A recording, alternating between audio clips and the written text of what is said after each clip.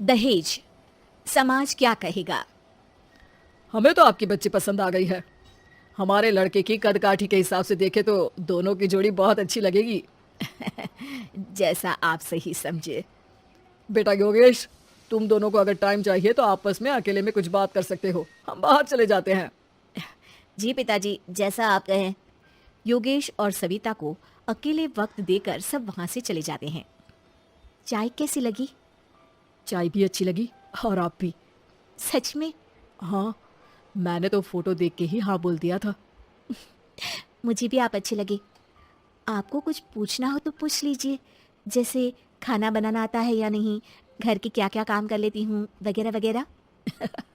वो तो मेरी माँ आपकी माता जी से पूछ ही लेंगी, वो मेरा डिपार्टमेंट नहीं है।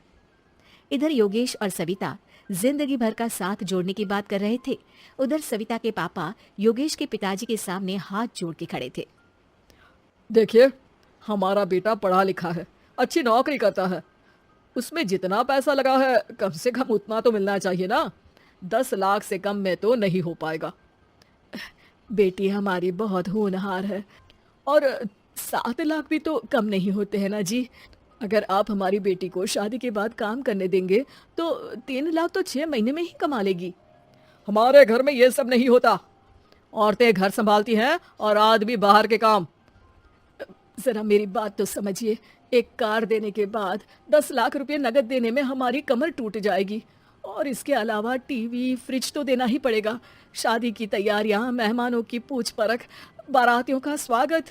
बेटी की शादी में बाप पर बहुत दबाव होता है जी। देखिए, हमारा बेटा कोई दुकान में रखी चीज नहीं है जिसके ऊपर हम भाव ताव कर सके और आप उसे कम दाम में खरीद लेंगे। 10 लाख से एक भी रुपया कम नहीं होगा। ठीक है, जैसा आप कहे जी, पर आधा पैसा अभी और आधा कन्यादान के वक्त दे देंगे। अरे, इसमें भी किश्त मांग रहे हैं आप? हमने तो सोचा था कि अच्छा परिवार होगा आपका।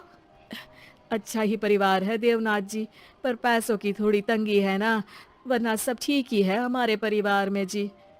देवनाथ वहां से अपने बेटे योगेश को लेकर चले जाते हैं और कुंडली मिलवाई जाती है। 36 में से 32 गुण मिलते हैं। जल्द ही शादी का मुहूर्त भी निकल आता है। अब कन्या को बुलाइए। आओ बेटी, यहाँ बैठो। योगेश की बाई और। मंत्रोच्चार शुरू करते हैं। मंगलम भगवान विष्णु मंगलम गरुड़ध्वजा मंगलम। सविता के पापा सविता और योगेश के बीच में जाकर बैठ जाते हैं। बेटी, तेरी माँ को यहाँ बैठना था, पर तेरी विदाई नहीं देखना चाहती होगी शायद, इसीलिए पहले ही चली गई। बाबा, हंसी खुशी का माहौल है। रोने का समय तो विदाई के वक्त होता है ना, तब ये इमोशनल अत्याचार कर लेना। अभी तो मुस्कुराइए, कैमरा आसपास ही है। तभी पीछे योगेश के पिताजी आ जाते हैं। अभी तक पैसे नहीं आया आपके यहाँ से? उठा लूं क्या बेटे को? आते ही होंगे। मैंने अपने छोटे भाई को व्यवस्था करने के लिए कह दिया था। अरे तो जल्दी कराइए ना, वरना देर हो जाएगी। समझ रहे हो ना आप? योगेश और सविता दोनों एक दूसरे की तरफ देखते हैं। सविता चाहती है कि योगेश कुछ बोले, पर योगेश अपना मुंह दूसरी तरफ फेर लेता है। पापा, कितने पैसे की बात की है आपने? अरे बेटी, तुझे इससे क्या मतलब? मेरी डील की है ना, तो मुझे तो पता ही होना चाहिए।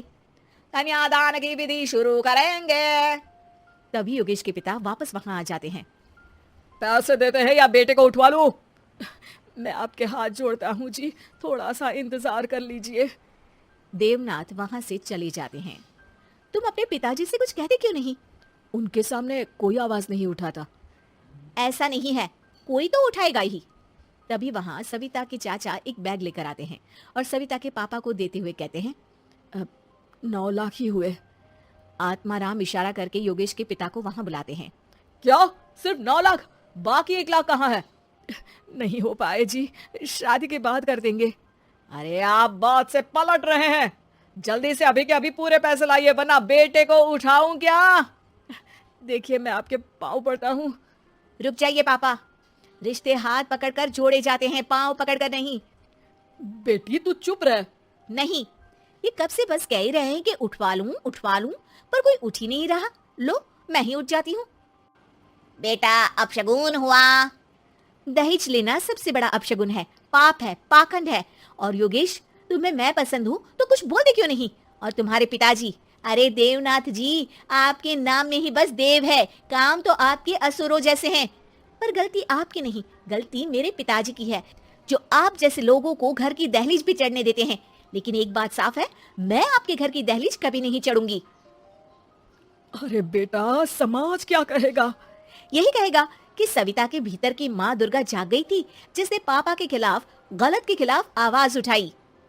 आसपास के लोगों ने जोरदार तालियां बजाई। समाज की तालियों से पता चला कि समाज क्या कहेगा। समाज ने सविता की बात को स्वीकार भी किया और उसको अपने सर आंखों पर भी बिठा लिया। सविता के पिता में हिम्मत जागी और उन्होंने कहा, देवनाथ जी, आप कह रहे थे ना बेटे को उठा लूं क्या? उठा लीजिए। हमारी बेटी को आपका लड़का पसंद नहीं है और हमें आप